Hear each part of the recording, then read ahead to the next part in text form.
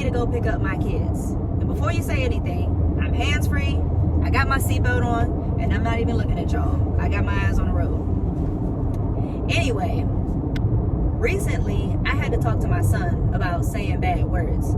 He actually got in trouble last week for saying one at school and for lying to his teacher. But that's a story for another day.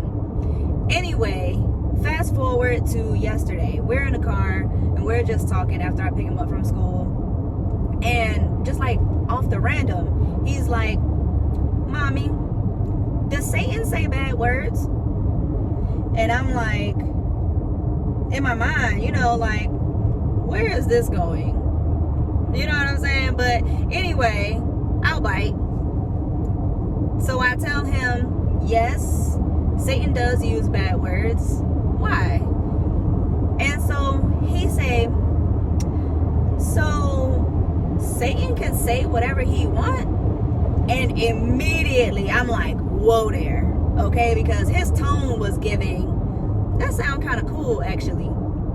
So I'm like, nope, pause, pump the brakes, stop the train. Let's talk about this because I don't want you to have the wrong idea. I started the conversation off with explaining free will and what it is. So I tell him, when God created thinking beings, angels and humans, that he gave us the ability to make choices. So let's define can as having the ability to do something.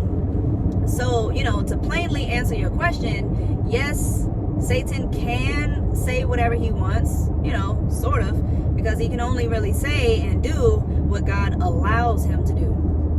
But, just for the purpose of this conversation, we'll say yes, Satan can say and do whatever he wants.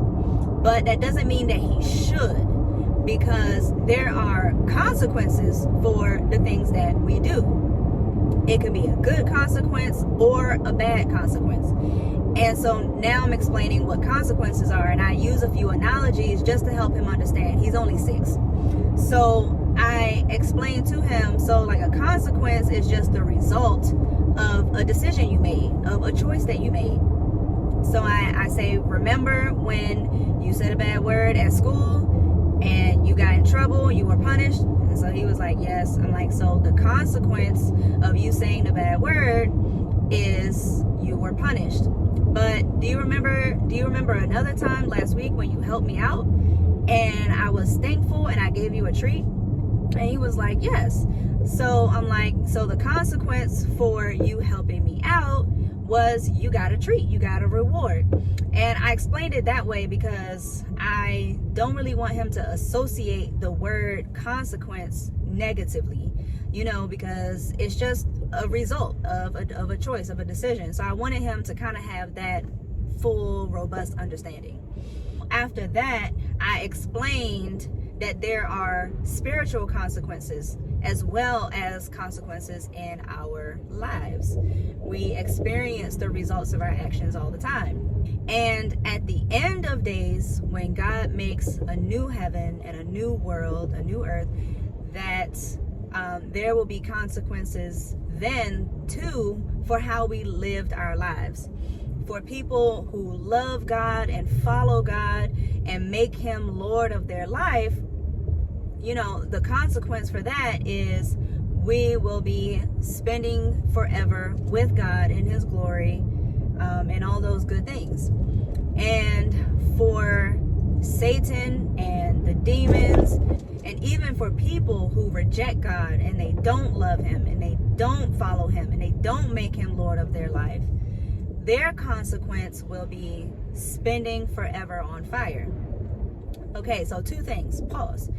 1, he did at this point ask me what reject means. So I had to kind of take a pause and explain that rejecting God means that we're telling him either with our actions or our words that we don't love him.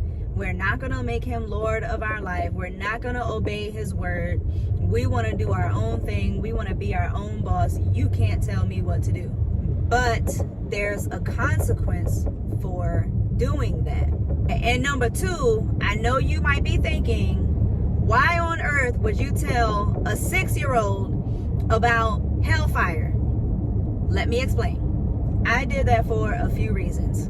Number one, when I am explaining especially biblical concepts to my children, I want to be honest and as faithful to the scriptures as I possibly can, while explaining it in a way that they can understand, because they are still very young.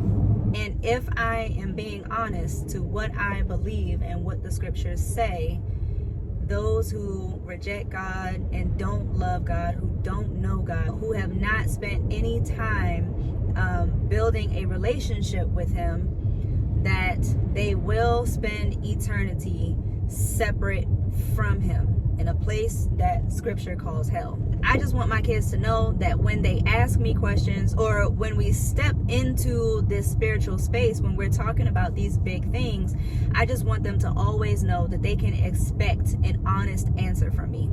So yeah, I told the boy about hell. Okay, back to the story. Now at this point, he does say, I don't want to be on fire forever. I take this opportunity to reassure him. And so I say, well, do you love God?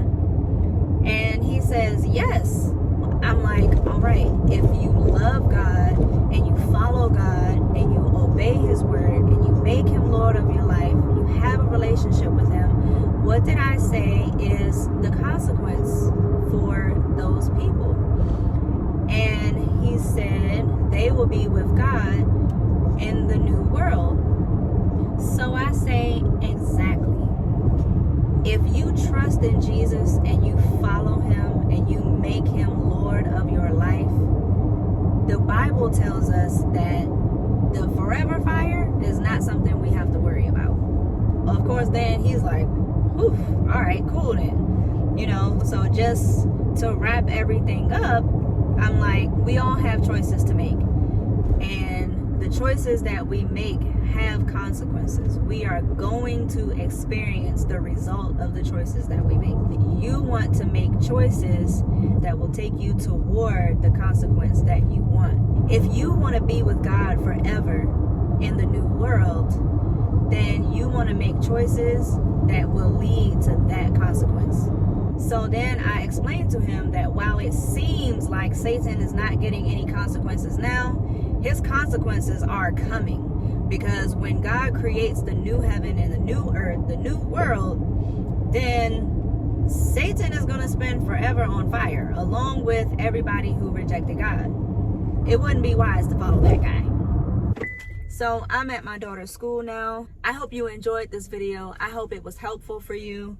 If you did find it helpful, leave a comment just letting me know that. If you have a specific topic that you need guidance on how to engage in these kinds of conversations with your kid, definitely leave a comment or DM me on Facebook or Instagram. I would love to get in touch and coach you through it. Proverbs 22:6 says, train up a child in the way he should go, and when he is old, he will not depart from it. That's the whole purpose of this channel. I want to share tools and resources to help parents become great shepherds for their kids. The Great Commission states that we are to evangelize and spread the gospel.